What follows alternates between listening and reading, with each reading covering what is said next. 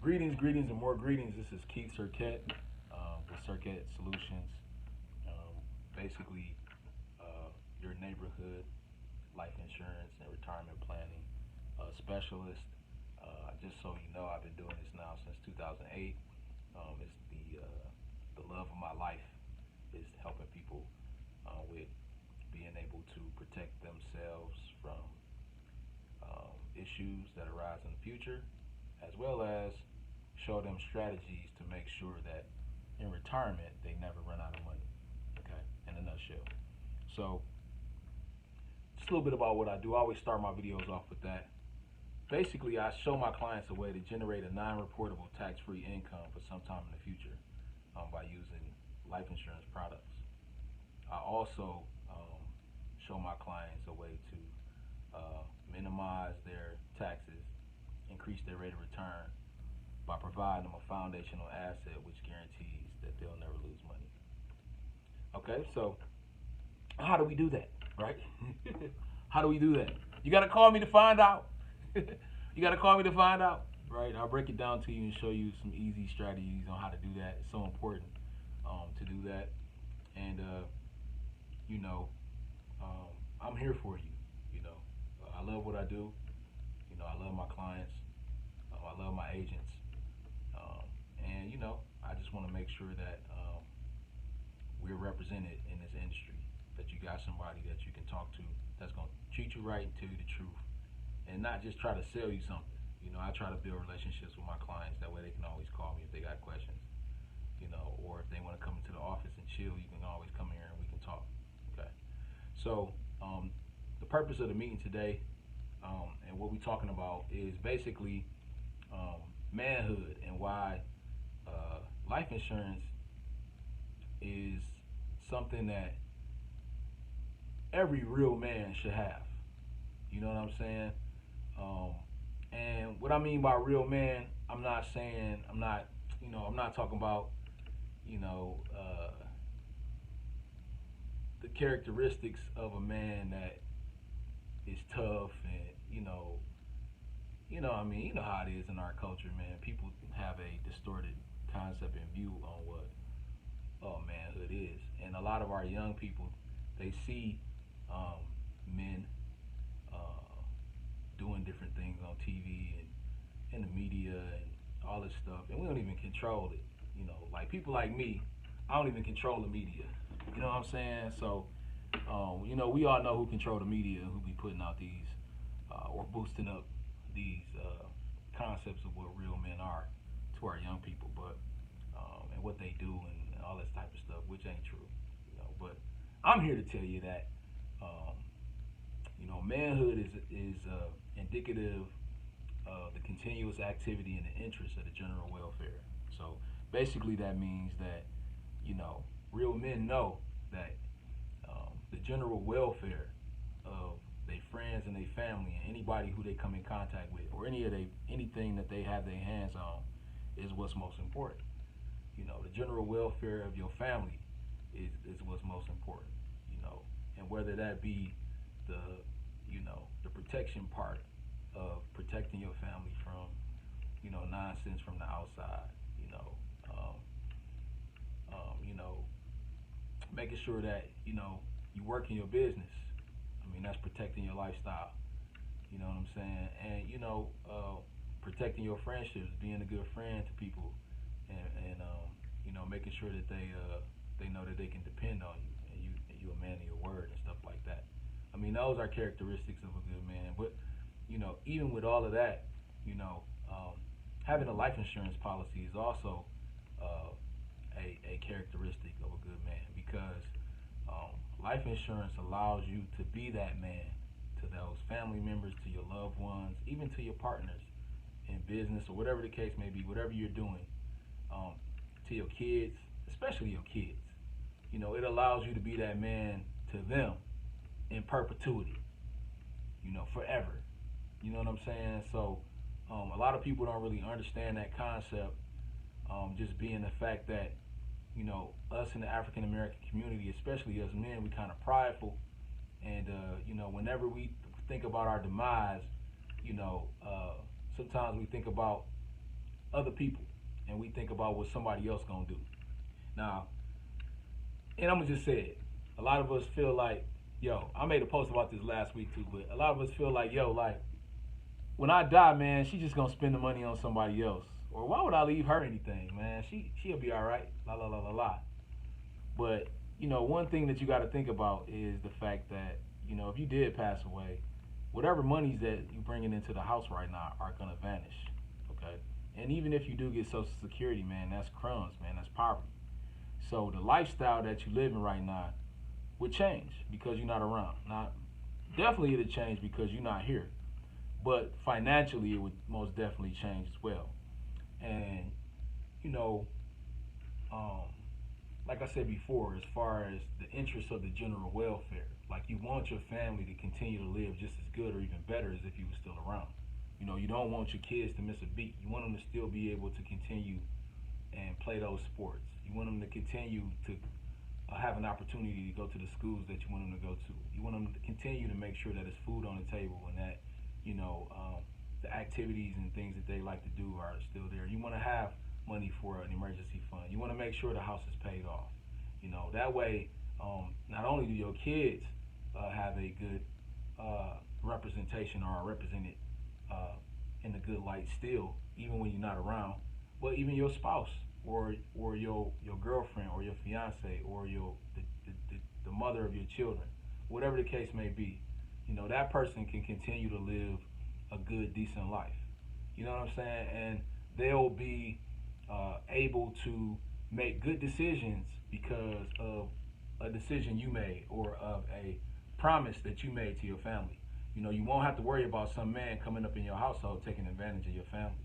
You won't have to worry about some man, preying on the fact that, it's a woman here with kids and, she needs some help. And she got to settle and deal with it because of whatever's coming and have somebody around your kids because you're not around. So she has to settle for that. You get what I'm saying? And that's not what you want as a man. You know what I'm saying? You want to be the man in perpetuity. You want to make sure that if anything happens to you, your wife can kick somebody up out of there. You get what I'm saying? Your picture going to be on the wall, and if somebody come in the crib and they start asking about who is that, it don't matter who that is. That's the man of the house. He going to always be the man of the house because he paid for this house, and he put food on the table for these kids, or whatever the case may be.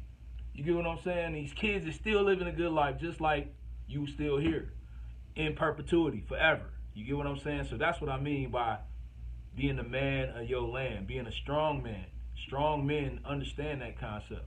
And me personally, I'm kind of maybe I am kind of a jealous person or whatever the case may be. Maybe I am. You know what I'm saying? I ain't gonna front. But that's how I want to be. That's how I want it to be. I want my kids, if somebody come up in the house, I want my kids checking them. You feel me? I want my kids giving them them looks. Like, man, this ain't your crib. If you come up in there the wrong way, this ain't your crib. You're going to have to go. You know what I'm saying? For real. Or if something going on and my widow, my wife is widowed now, and somebody come up in there and she want to kick them out. Man, kick them out, man. We got money in the bank. We don't need nobody around here for this nonsense. You know what I'm saying? It's still my house. I just ain't around, right? So be a strong man for your family, even in perpetuity. You get what I'm saying? Be a strong man for your family, even in perpetuity. As well as make sure that on the flip, you talking retirement planning now too. Let's just say if you don't pass away, bruh. Let's just say if everything works out and you still around. Okay? You don't want to be working in Walmart. You don't want to be, collecting carts and all of that type of stuff when you're 65, 70, man. You want to be able to enjoy yourself and relax in retirement. Or if you want to work, you can. If you don't want to work, you don't have to. You know what I'm saying? So that's also a part of this too. That's also a part of the life insurance conversation. It's life assurance. Like, make sure when you get to a certain point in your life, you can still be the strong man that you are because, you're able to do the things that you want to do in retirement. You're able to take care of your family and do different things. You're able to leave a legacy behind if you want. That's massive too. That's another conversation that we don't have as African American people is leaving a legacy behind to the next generation and making it better for them than it was for you. And I know I hear a lot, yo, didn't nobody leave me nothing? That's cool, but just imagine if somebody did. Just imagine if somebody had the knowledge. I'm not saying that um, the people before you um, didn't like you and they didn't do it. They just didn't have the knowledge to do it. You know what I'm saying? They didn't understand these products and how they work. You know what I'm saying? To do stuff like that. So just imagine if somebody did leave you some money behind. Where would your life be right now? You might have wanted to start a business. You might need to pay off some debt. You might, who knows? You know what I'm saying? It's other races of people, man. They do this all the time, man. They leave hundreds of thousands of dollars behind to the next generation on purpose. You know what I'm saying? To make sure that the lifestyle that they live in can continue to grow and get better. They can do all different types of things. You get what I'm saying? We got to start thinking like that as well. Because I'm going to tell you the honest to God truth. I promise you, I think personally, one of the main reasons why African Americans are in poverty right now is because we don't buy life insurance. That's the only guaranteed thing that we got. Everybody in this whole planet is going to see their maker one day. 2 out of every 2 people going to die one day. You get what I'm saying? So why wouldn't you ensure that? Why wouldn't you make sure that you know that's going to happen? That's a guarantee. The stock market is not guaranteed. You know what I'm saying? These little susu rooms that everybody was doing a couple years ago, susus, where you putting in money and then you paying people back, and everybody like all these Ponzi schemes that everybody be on. That's not guaranteed. Okay, the one thing that's guaranteed, okay, is that you're gonna die. Sorry, somebody had to tell you. I guess it's me, right? But it's true. Okay, so let's start insuring ourselves and making sure that we can take take that wealth to the grave. You know what I'm saying? And you might have a penny in your account, but your life is worth $1 million. You know what I'm saying? So you get $1 million for $70 a month. You might only have $3 in your account, but if you die, your kids will get $1 million. You know what I'm saying? And you worth it. Okay, I always be saying, I be screaming at everybody, you're worth it. Okay, if they took everything in my brain right now and all of this knowledge and all of this stuff that's in my brain and they put it out and they put a price on it, how much would it be? You know what I'm saying? How much would this hand be? I don't know. It's definitely worth more than $1 million. You feel me? So, let's start being more active with thinking about the benefits of life insurance instead of just thinking about it as a bill, because it's not. It's not a bill. It's actually an asset. It's an asset. You're purchasing assets. You know what I'm saying? It's an asset that you can purchase. Okay, it makes you money. All right. So again, just to recap, men, let's start buying more life insurance. The majority of my clients are women. I want some men to call me, man. Call me, man. If you don't want to talk to me, I got a female agent you can talk to as well. You know what I'm saying? It's all good. But us men, we got to start purchasing life insurance and making sure that, for one, we taking care of our families. For two, we being strong about what's going to happen when we gone. Be strong still in perpetuity. Be strong in perpetuity. You know what I'm saying? If you're not married and you got kids, you know what I'm saying? Make sure you can take care of your kids into perpetuity. Make sure you can always take care of your kids no matter what. It's strategies on doing that. And if you ain't cool with the mother of the kids, it's strategies on making sure that they still good. But with the right agent, with the right person. You know what I'm saying? That's going to help you get there. Okay, to understand the situations that's going on in the community and stuff like that. So, you're a business owner. Give me a call too. You got to make sure that you don't, have to do a fire sale to all of the hard work that you've been working on if something go wrong. Okay? So it's a lot of different ways that I help clients, but I hate long videos. I'm gonna get off of here, but this was just on my mind today, so I just wanted to drop some jewels. Give me a call again, 313-909-4666. That's my personal number. My business line is 844-LIFE-600. Again, it's 844-LIFE-600. www.getlife.biz is the website. On there, you can get a quote. If you want a quote, you can just fill out the information. Somebody will get back to you with some quotes.